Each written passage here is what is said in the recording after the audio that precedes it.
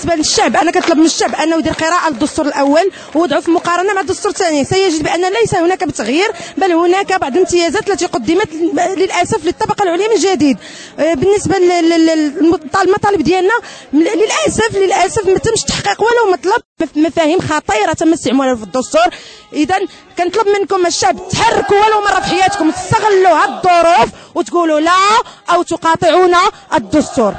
الممنوح ما نبغاه، الممنوح ما نبغاه، وعلينا ما يدوزوه، وعلينا ما يدوزوه، الممنوح ما نبغاه، الممنوح ما نبغاه، وعلينا ما يدوزوه، وعلينا ما يدوزوه، الدستور غنرفضوه، والدستور غنرفضوه، والاستفتاء غنقطعوه، والاستفتاء غنقطعوه، والدستور غنرفضوه، والدستور غنرفضوه، والاستفتاء غنقطعوه، دستورنا غنكتبوه، دستورنا غنكتبوه، دستورنا غنكتبوه، دستورنا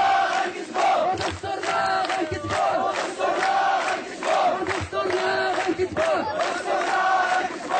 والمسيره كيف تشوفوا انها تتعبر تعبير واضح بالنسبه لولاد الشعب على رفضهم للدستور الممنوح، على رفضهم للدستور اللا ديمقراطي، على رفضهم للدستور اللي جاب شكل فوقي بدون اشراك الجماهير. وكيف نردوا جميع مع الشعار اللي ديال المسيره لا للدساتير في غياب الجماهير.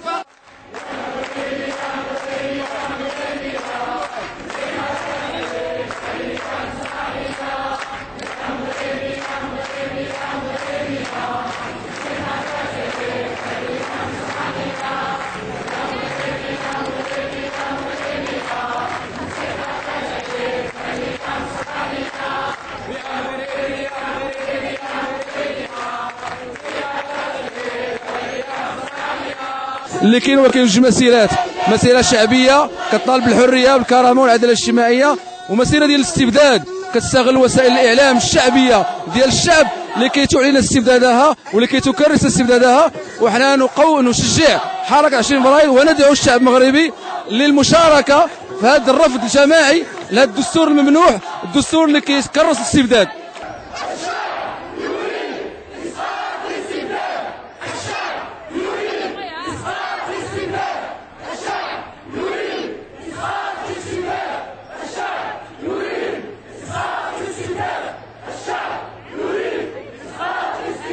وحنا راحنا مظلومين وهذا الشيء راه ما قابلينوش ولا للدستور، وحنا راه كنضيعوا كشباب فيف لو ماروك ولا